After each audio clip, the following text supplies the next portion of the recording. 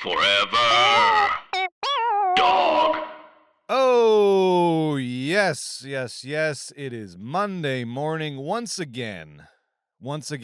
At some point in the distant future, there will not be a Monday morning. The sun will explode and will consume this entire solar system in fire and destruction, and everything that the human civilization consisted of, if any of it remains at that point, will be wiped away into oblivion. But we'll still, it's sort of if the tree falls in the forest and no one's around to hear it, does it still make a sound? Even after the destruction of the earth, do we still have Mondays? I mean, time exists, but I guess Monday is a human classification of time that will no longer have relevance after our species ceases to exist. But I was up early this morning on this Monday morning at the crack of dawn. And no, this is not some sort of alpha man thing where I got up and I worked out and I dunked my face in lysergic acid or whatever those freaks do. I'm just haunted by the state of the world and the specter of death, and so I was up early. I couldn't sleep. And I said, you know what I'm going to do? I'm going to take a scenic route to work. And LA, one of my favorite cities on the face of the earth, maybe my favorite city on the face of the earth, offers a lot of scenic drives, a lot of scenic vistas. And so I drove from the valley down into Burbank, and then I took one of my favorite scenic drives, a great scenic drive for movie lovers. I took Olive to Barham, which is one of the great Hollywood drives because it takes you past not only Warner Brothers studio, but it also takes you past Universal Studios, as well as a lot of other classic landmarks along the way. You pass by the Smokehouse, where Cary Grant used to sip martinis. Judy Garland ate there. James Dean ate there. George Clooney named his production company after it because, of course, he did. And this is one of my favorite drives because it's one of these like swoopy, bendy Hollywood back roads. And you're driving past the Warner Brothers water tower, the Universal back gates. It's a mythical drive for a movie lover. And it always gets me in the frickin' mood to talk about the movies. But there's also some melancholy these days when I drive past Warner Brothers because the big question hanging over the industry these days is, who will Warner Brothers sell to? Not will Warner Brothers sell, but who will they sell to? Because it's become a foregone conclusion at this point that the old WB is looking to sell, looking to hand over the reins. The Warner Brothers Discovery merger experiment already threw up the white flag when they announced this year that they are going to split back up into Warner Brothers and Discovery, essentially splitting their film and TV operations into two, more or less. And now, either in addition to that split or instead of it, I guess it'll be up to the discretion of the new owners, Warner Brothers has indicated that it is entertaining purchase offers. And this purchase talk, really picked up steam in the wake of David Ellison, i.e. Larry Ellison's purchase of Paramount back in August. Because that purchase, if you thought David was done, he said, "I'm just getting started, baby." Because the purchase of Paramount really got David's little Silicon Valley pecker hard as a rock. And he said, "I want to use daddy's money to buy more movie studios because I'm a big boy now." Except that when he said that, he didn't realize that he was quoting the name of a Francis Ford Coppola movie, because despite the best efforts of his publicist, I refuse to accept that David is actually a cinephile. If you talk to him, he's a real cinephile. He really cares about the movies. Bullshit. He's Kendall Roy, and he's here to drink Hollywood's blood and stage UFC fights on the White House lawn so that Daddy finally respects him. Is this what you want, Father? David says desperately as he gestures towards a metal cage on the White House lawn, wherein two men are simultaneously trying to break each other's legs. Is this it, Father?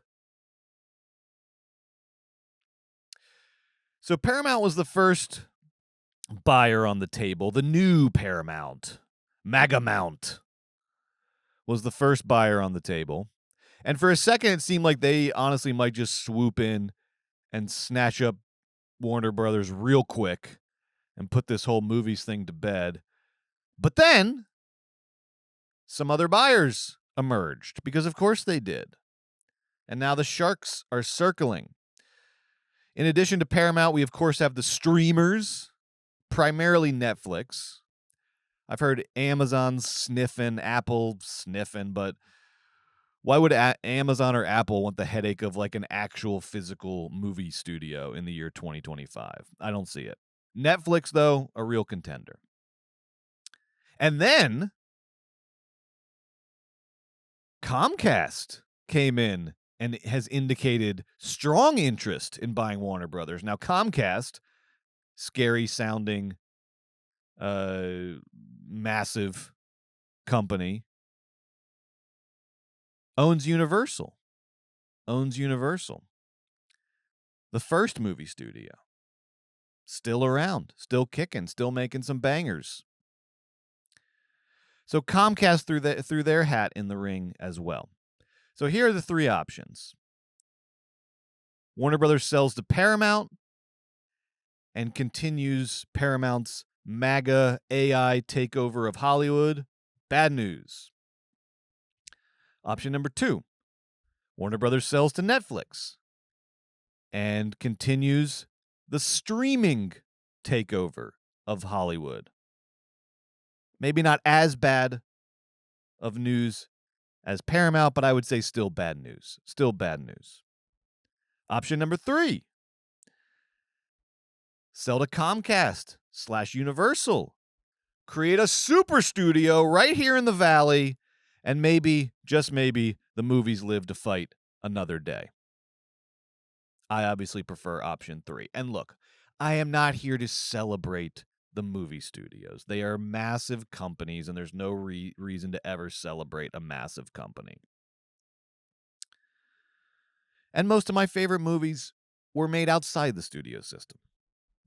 Texas Chainsaw Massacre. Most of my favorite movies were made on small budgets with just a little bit of gumption, baby. And the studios have their obvious limitations. Dumbing down the medium, franchising the medium into oblivion over the last 20 years. But the studios also made Jaws and The Godfather. And this year, Warner Brothers gave us an incredible slate of originals. Ryan Coogler's Sinners, Paul Thomas Anderson's One Battle After Another, Bong Joon-ho's Mickey 17, not his best movie, but they gave Bong Joon-ho a bunch of money to make a sci-fi dystopian movie with Robert Pattinson. That's awesome. In fact, Warner Brothers' whole approach to movies this year was such a throwback. And I wonder if it will end up being a last gasp. What Pamela Abdy and Michael DeLuca, the heads of Warner Brothers Film Division, did this year, giving all that money to PTA, giving all that money to Ryan Coogler, giving all that money to Bong Joon-ho, giving all that money to Maggie Gyllenhaal for the forthcoming movie, The Bride. Was this just a last gasp? I was wondering this weekend, too. I wonder if they even... I bet they didn't even think they were going to make their money back. I wonder if they truly... No, I'm being too optimistic here.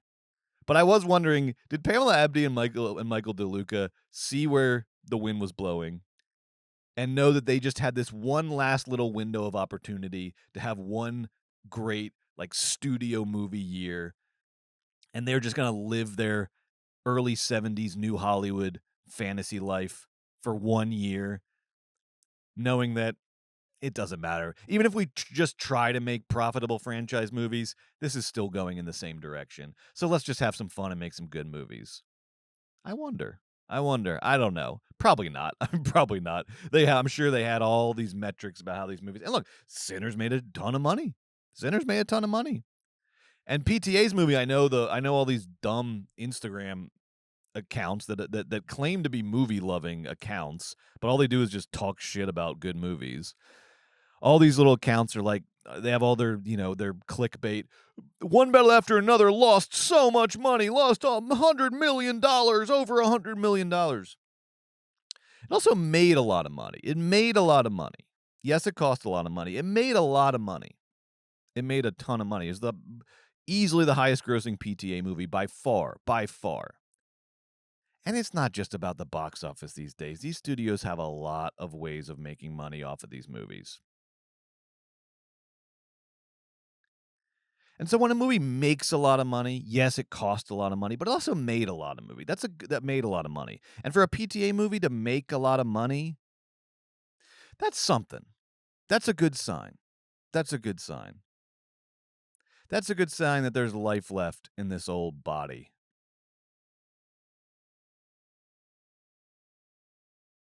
So what will happen?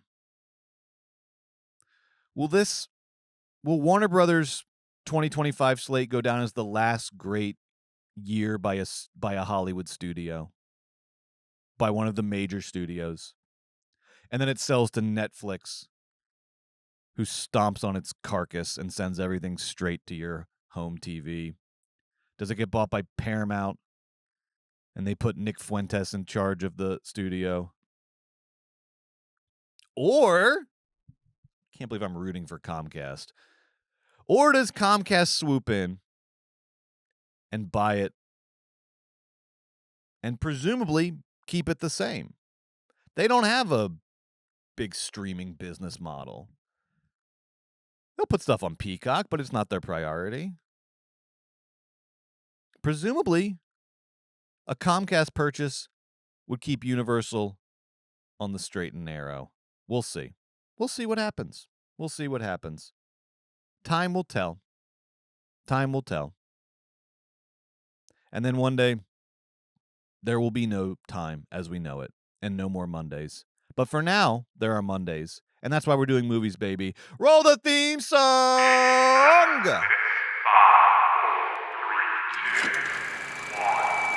The backbone of this country is the independent film critic. The power of movies must be protected. The best thing about movies is the feeling they give. It's a feeling I want to feel every day.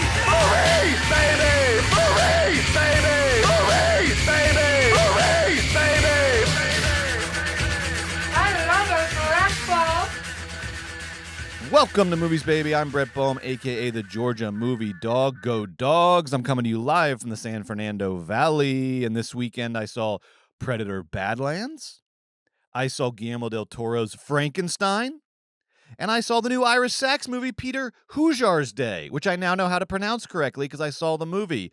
I'm not going to lie. That's a pretty good weekend at the movies. I had a lot of fun. And in the second half of today's offerings for Patreon subscribers only, we have a very special episode of our bonus show Weekend at Bergman's, where we pit a art house movie versus a popcorn movie, and we have to tell you honestly which one we like better. And today, it is the horrors of war, because we are pitting Come and See, the Russian movie from 1985, versus Oliver Stone's Platoon. It's a rough one. That's a rough back-to-back. And I watched them back-to-back, and I'll tell you which one I think is better on Weekend at Bergman's, only on Patreon, coming to you most likely later today, but definitely this week. I guarantee it. And that's not all. We have another Weekend at Bergman's coming for you this week, too. It's a twofer this week. I'll tell you more about that at the end of the show. But first, you know how we do it. We can't avoid it. Show me the money. Okay. Hell yeah, Predator Badlands. Hell yeah, Predator Badlands. Look at this. The movies always come back. They always come back. After a dismal October, the worst for the box office in I think nearly 30 years, Predator Badlands kicks off November with a really strong showing. This is great. 40 million domestic, 40 million international for an $80 million worldwide opening. $80 million worldwide opening on a $105 million budget. That's great. That's a great opening. That's better than expectations. I mean, not my expectations. You heard me months ago telling you this was going to be a hit after I saw the first trailer. But it was better than Fox/Disney's own projections. I think it almost doubled. I think it was projecting at like 25 domestic. That's amazing. And this is the best opening for a Predator movie in franchise history, both domestic and worldwide. Amazing. Amazing. Congratulations to director Dan Trachtenberg and that whole Predator Badlands team.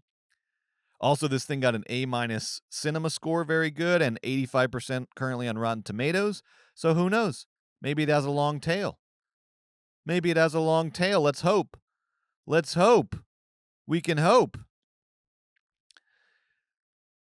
Meanwhile, Sydney Sweeney's Christie, which opened in 2,000 theaters.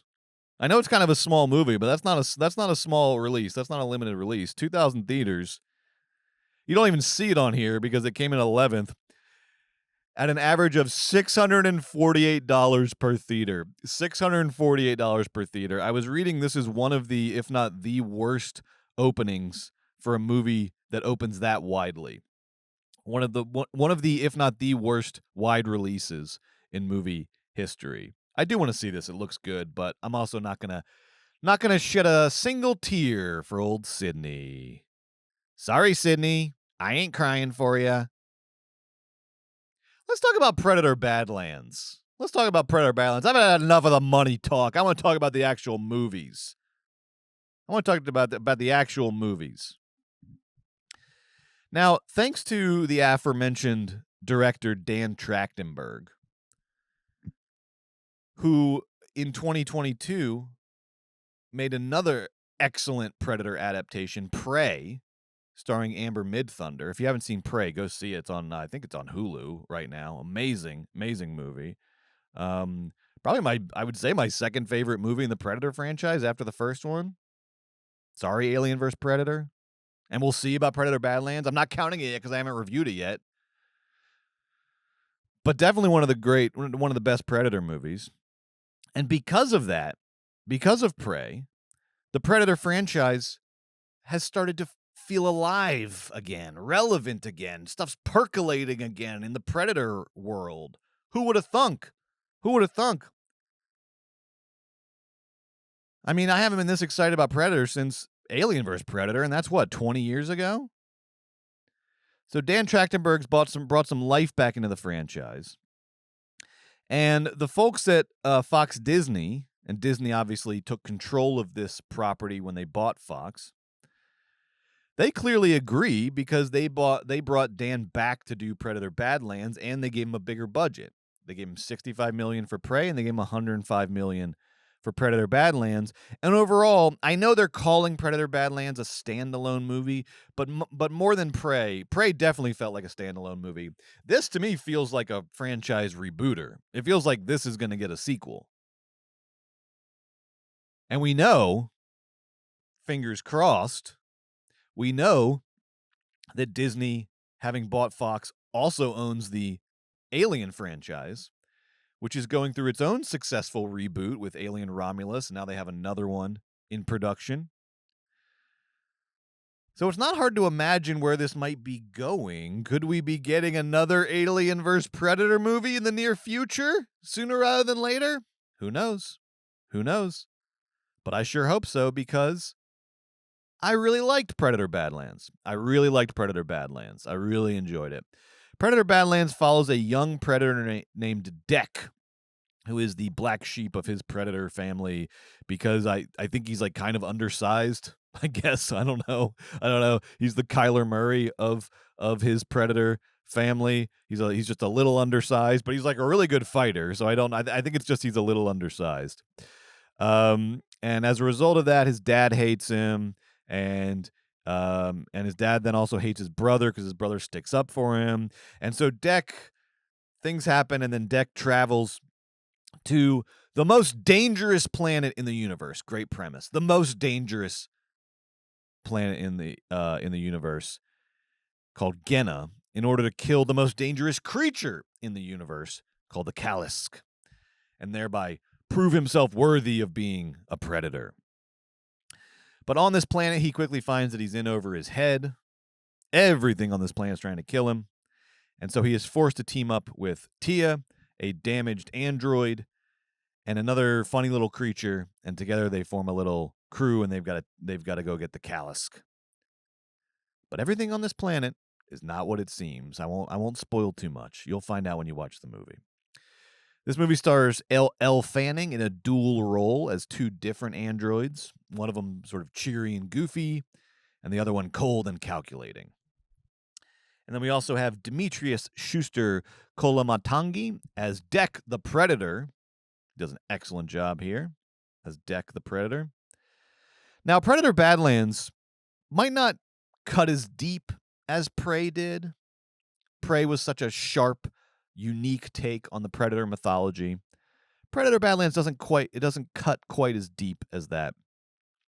But it does maintain a lot of the things that were good about Prey, a lot of the charm of Prey, as it expands into this more muscular franchise installment, this more sort of overt, more classical action movie. Namely, Predator Badlands has a lot of character and detail for a popcorn action movie. And in that way, it does follow the trajectory of Prey and what made Prey so good. The story is definitely fashioned in the mold of a Star Wars or The Hidden Fortress, or freaking Guardians of the Galaxy. It's that ragtag group of outcasts who band together, at first out of self-interest, but then they become a family over time. It's a classic plot device, and it's a great plot structure. And this movie is savvy like that, in that it knows it's getting bigger.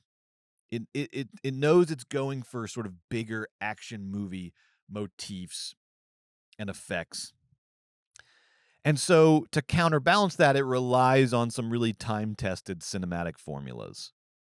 The ragtag group of outcasts fighting against the odds.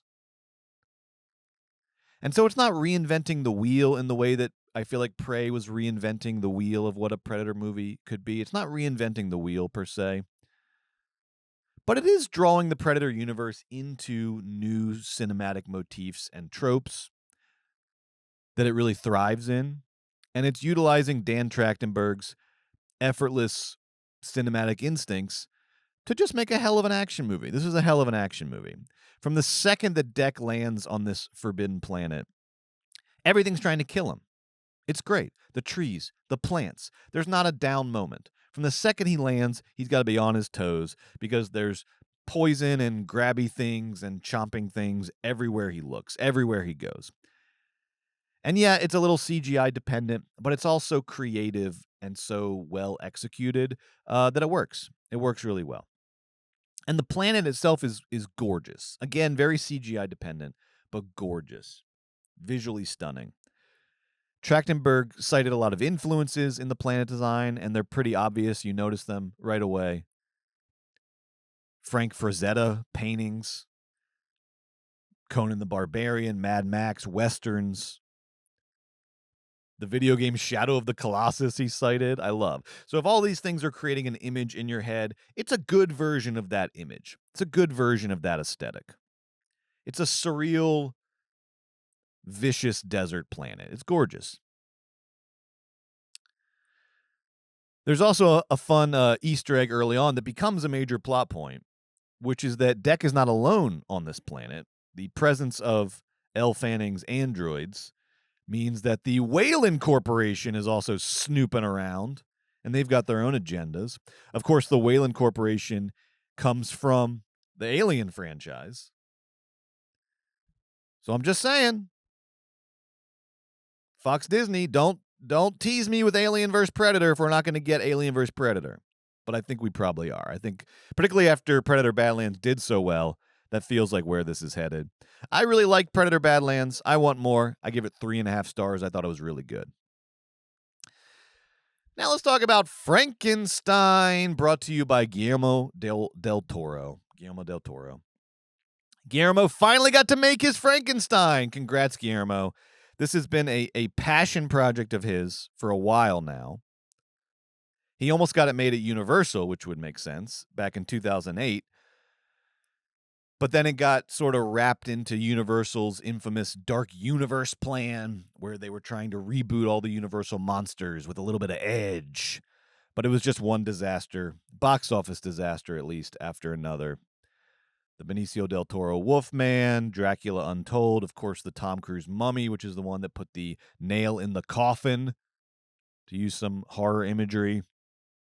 And then they shelved the whole thing altogether until this year, when they brought it back as a section of the Universal Studios Orlando theme park. Can't wait to go check that out next time I'm in Orlando. So then Guillermo was like, oh no, I'm not going to be able to make my lifelong dream project Frankenstein until 2023, just a couple years ago. Netflix and their big old checkbook revived the project, and now here it is. We got it. It happened. This Frankenstein stars Oscar Isaac as Baron Victor Frankenstein and Jacob Elordi as the creature. We've also got Christoph Waltz as Frankenstein's shadowy benefactor, Mia Goth in dual roles as Frankenstein's mother and future sister-in-law. Charles Dance shows up, Ralph Ingeson, Bern Gorman, all those little British character actor freaks are here having some freaky fun. And this movie is just a pretty straightforward, faithful adaptation of Mary Shelley's Frankenstein, and it's currently available on Netflix. Now look, Guillermo del Toro loves making movies. He loves it so much. He loves it so much. And that is both his strength as a director and his weakness. Like Othello says about himself, Guillermo loves the movies, not wisely, but too well, I think. Because his enthusiasm is what creates the energy of his movies and the visual maximalism of his movies. But it's also what drowns out maybe some of the better qualities, or what could be the better qualities of the movies. Drowns out the potential for nuance. I always wish Del Toro's movies had more substance, had more sophistication, had a little bit more edge to them. And I mean actual thematic edge beyond just the gore. But Guillermo does bring so much passion for the material, so much maximalist energy to this Frankenstein adaptation that it's a fun ride. It's a fun ride. It's a fun ride. I wanted a little bit more out of it, but it's a hell of a ride. It's a hell of a ride. Number one, I love Guillermo's commitment to Gothic romanticism. Oh, man. If you're a fan of 19th century British literature and culture, you are going to love this movie. You're going to love this movie. He ends this movie with a frickin' Byron quote. And he packs so much of Mary Shelley's world and milieu into the production design and the costuming and the dialogue that fans of that era are going to feast. You're going to feast. I feasted. Oscar Isaac's walking around in these big, like, Regency era dandy outfits. He's got big floppy hats and big capes, and his shirt collar's open and everything's flowing. He looks amazing. He's clearly modeled after your Byrons, your Shelleys, your romantic geniuses of the era. There's even like William Blake-esque sort of dream visions of demigods and things like that going on. The caskets that his parents are buried in are so gothic. His little brother's dressed up like Gainsborough's Blue Boy. The laboratory is so gothic. The public hanging is so Dickensian, is so British. And it's not just in the production design, it's in the themes as well. Del Toro is attacking the themes of the 19th century with such fervor, you would think they were still relevant.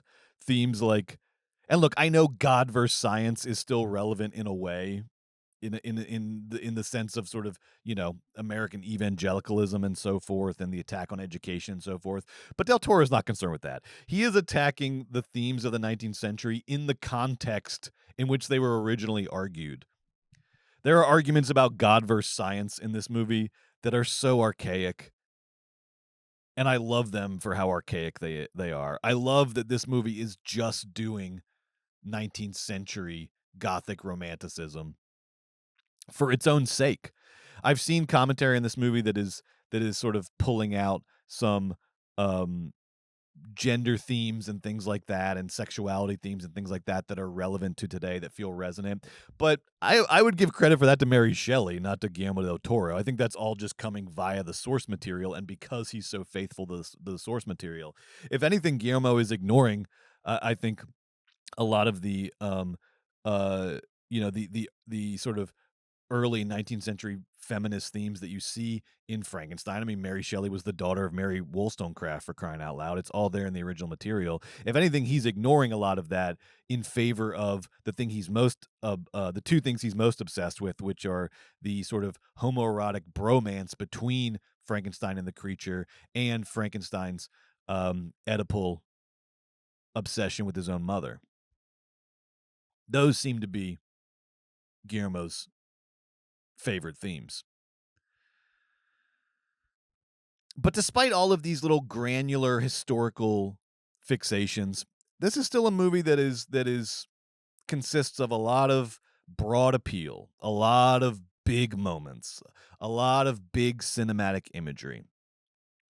And that's where Guillermo del Toro always kind of loses me a little bit, because he's never as weird as I want him to be. He's never as nasty as I want him to be. He's never the full freak that I feel like is promised by these movies. He's never full freak. And in that sense, he makes a pretty good partner with Netflix.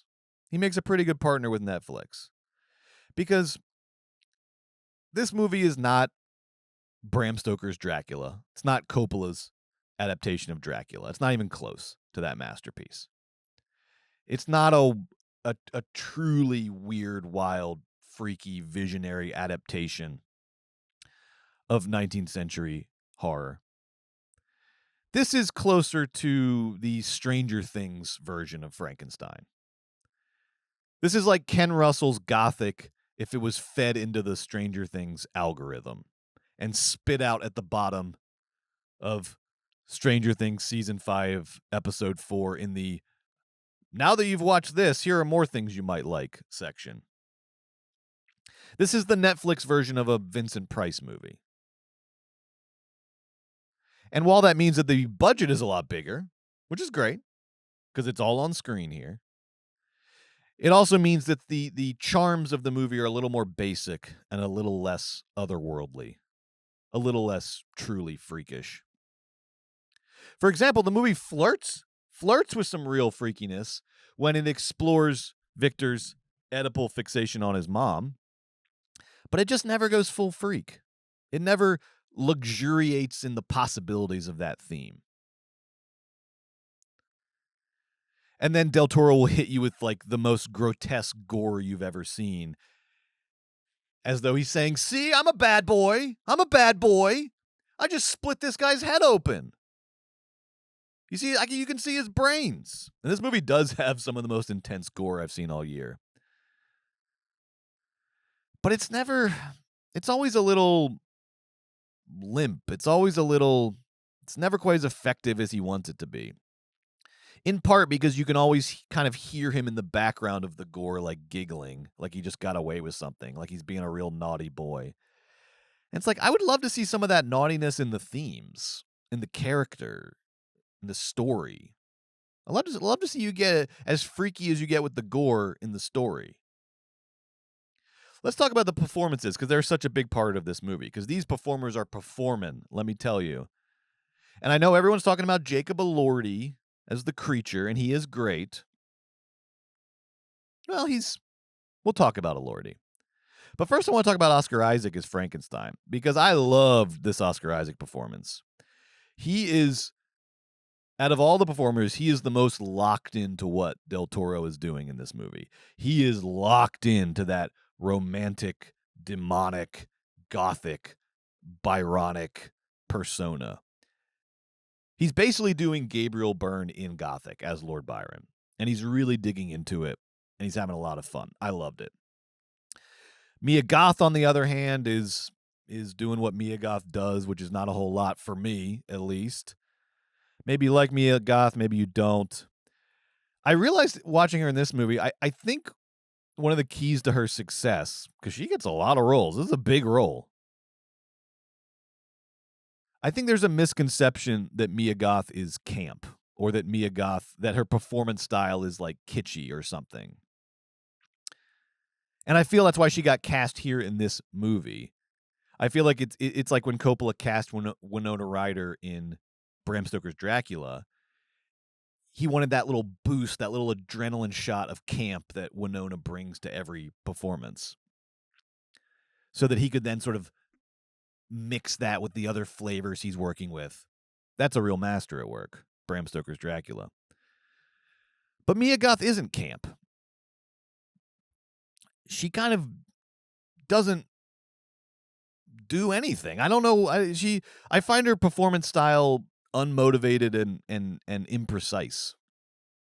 She just sort of stumbles through this performance. I never quite know what exactly she's trying to express or emote. And I really would have liked to have seen someone else get a crack at this. But alas. Jacob Elordi, I think he did a really good job. I say I think, though, because this is a very, very actor-y performance. And there's a lot of handsome Jacob, which they can't disguise with the makeup. There's a lot of handsome Jacob, like staring longingly at a flower. And you're like, you're losing it. You're losing it. You're losing it. Cut. But otherwise, it's a really interesting performance. It's a very physical performance, which I did like. I like that part the most. It's a very sort of choreographed, like sensual, physical performance. There's a lot of like movement theory going on in this performance. I like that a lot. And the makeup is crazy. The makeup's fun. He looks like he's in that Gautier music video. Christoph Waltz is really funny in this. Definitely a scene stealer. He comes in. There's a scene where he's like some sort of like, lecherous 19th century industrialist. I think he sells munitions. He's like a war profiteer. But he also wants to try to live forever because he's dying, oldest story in the book. And so he finances Frankenstein's experiments. I knew I would do it once. And there's this one scene where he's like photographing a young woman and she's sort of like naked with like a flowing thing on her, and he's being very lecherous, but he's also like very into the photography and the symbolism of the photography. And he gets so mad that she took a bite out of this peach because the peach is supposed to represent life as opposed to this skull in the photo. And he yells at her and he says things like, "You keep eating the peaches!" And it's great. It's really good. It's good stuff. Maybe the best part of the movie. But it was a good movie overall. I don't want to pretend like it wasn't. It was a hell of a ride. I'm just always left wanting a little bit more with Guillermo del Toro, and Frankenstein was no exception. But big maximalist gothic horror, you gotta love that. And you know what I also loved? He's got some cool match cuts in this movie. Everyone's too cool for school now. They don't do match cuts anymore. They love the jump cuts. They think it's so avant-garde. I love that Del Toro's going back to the match cuts. There's a shot where there's a cut where young Victor Frankenstein is having like an intellectual breakthrough for the first time, and he's like starting to come up with the idea for this experiment, and the music is swelling and it's about to climax, and then it match cuts to Frankenstein's hand shooting up through the ice in the Arctic because he can't die. And there's something very sort of orgasmic about it. It's great. It's a great match cut. I loved it a lot. It's just classical filmmaking. But overall, I wanted more. You know what? I think I'm still going to give this. I think I'm still giving this 3.5 stars, though. This has been a sort of dour review of what is a pretty entertaining, exciting, interesting movie overall. There's just a ceiling to it, and I wish it was more. I wish it had more of Bram Stoker's Dracula in it. I wish it had more authentic sort of weirdness and visionary elements to it. It just doesn't. It's a little basic at heart, but it's a hell of a ride. It's a hell of a ride. Definitely worth seeing. And you can only see it now on Netflix. Let's talk about Ira Sachs' new movie, Peter HUJAR'S Day, the highlight of my weekend. I loved this movie. Peter HUJAR'S Day is written and directed by Ira Sachs. The Freak and I were huge fans of Ira Sachs' most recent movie, Passages, one of our favorite movies of, oh God, was it 2023 at this point? I guess 2023. And that movie co-starred Ben Whishaw, as does this movie, alongside Rebecca Hall. And it has a very interesting premise, maybe the least cinematic premise of all time, which is very exciting for an Ira Sachs fan. It's based on what was supposed to be a series, but ended up just being, I think, one short piece.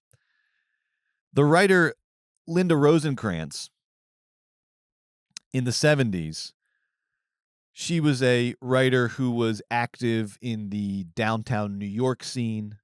You know, Warhol was around, and Sontag, and Allen Ginsberg.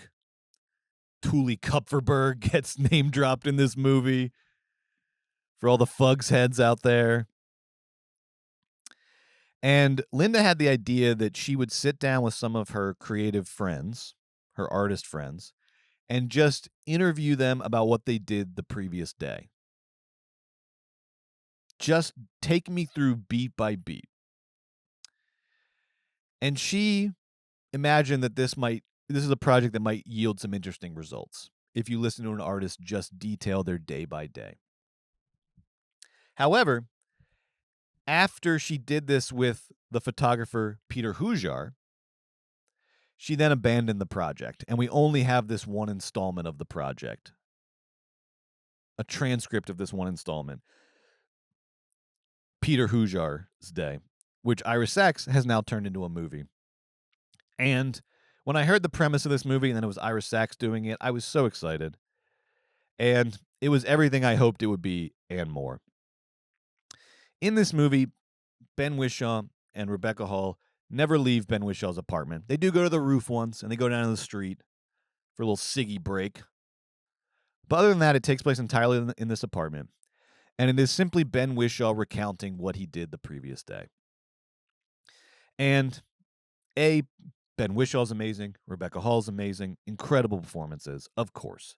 Two of the greats of this era just doing what they do, playing off each other so well. So well. Two of the great scene partner actors of this generation being great scene partners together.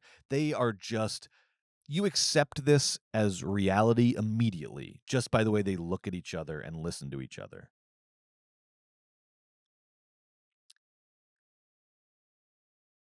This movie is so good. It's so relaxing and beautiful, but it still packs a punch. It does pack a punch. And I found it to be a really interesting variation on the My Dinner with Andre genre. The two people having a conversation, and that's the movie genre. Because usually those genres are looking to force the issue a little bit. And by that I mean they're looking to talk about big things. Life, death, religion, politics, literature, intellectual history, whatever. They're looking to talk about some big issues in order to get to some big ideas and some big themes and some big intellectual conflicts that the conversation can revolve around. Peter HUJAR'S Day stubbornly resists doing that. Except not stubbornly at all, effortlessly resists doing that. Because this movie is dedicated to minutia, the minutia of an artist's life. What is the life of an artist actually like? The life of a creative, at least in 1970. And it is full of what all of our lives are full of. Gossip and petty resentments and fun little stolen moments of pleasure and a lot of tedium. And the trick that this movie plays is in avoiding big philosophical questions or issues. It arrives at them by a back door because in recounting just the minutia of his everyday life, Peter HUJAR, as played by Ben Whishaw, you can see him starting to sort of realize and starting to take account of his life as he's listing it out, as he's listing out the actual substance and stuff of it. What is my life actually? What does it amount to? What is the point of it? Why do I do all this? What does it all mean? But he never says any of that explicitly. This movie's too smart for that. But you see it in these little brief moments in between the dialogue. You see the dawning on him of like, I'm describing my life. This is my life. This is what it is. And what does that mean? And then likewise, Rebecca Hall is having a fun little journey in this movie where she seems to alternate between realizing that this conversation is yielding more than she expected, and then realizing that maybe it's not yielding enough. Maybe this project is not worth it. Maybe this was not a good idea. It's such an authentic creative crisis you see her going through because she is the artist in this equation. Peter HUJAR is just a guy talking about what he did. She's trying to create something out of that. And you see her vacillating between maybe this is good and maybe this is nothing. And watching that is amazing. And watching Ira Sachs just fearlessly let that happen and not force anything is such a breath of fresh air in this era of filmmakers always doing too much because they either don't respect the audience or for some reason just think the audience isn't getting enough out of the experience. You see that so much in movies nowadays. I have to do something because the audience is bored. Not necessarily. I just watched Ben Whishaw recount his entire day detail by detail in an apartment, and I was riveted. Because Ira Sachs is so patient and masterful and controlled. I really like this movie. It's one of my favorite movies of the year. I gave it 4.5 stars. I think it's a gem. I think you should see it at your earliest convenience. I really enjoyed it. Thank you for joining us for another episode of Movies, Baby. We got lots of exciting stuff coming your way this week and beyond. Got 2 more episodes of Weekend at Bergman's coming your way this week. Later today, or if not today, tomorrow, but probably today. Come and See vs. Platoon. This is big. War is hell. These movies are rough to watch, but we watch them, and we're going to tell you which one's better. And then later this week, The Sacrifice versus War Games. Andrei Tarkovsky's The Sacrifice versus War Games with Matthew Broderick. The theme being nuclear war, impending nuclear war. And with that episode, we will officially wrap up the first round of our 1980s tournament. And then the following week, next week, we will be into the actual tournament. Bang, boom, one movie versus another. And it's going to be some real heavy hitters at this point on. Real heavy hitters. Not a weak link in the bunch. And we'll have some spoilers. Some new surprise movies jumping in that might be able to knock out some of these other ones. We'll see. This 80s tournament is going to be so much fun for just pure movie lovers. This is for the real ones. You're going to love it. And that starts next week. Only on the Patreon. Patreon.com/moviesbaby with 5 Ys. And then next week on Movies Baby, The Running Man. Edgar Wright's adaptation of The Running Man.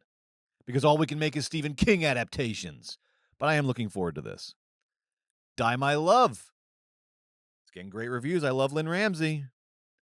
And then, maybe the highlight of the week, Now You See Me, Now You Don't. How are we on the third one of these Now You See Me movies? I don't know, but I'm going to find out, and I can't wait. That's next week on Movies Baby. I'll see you there. Bye.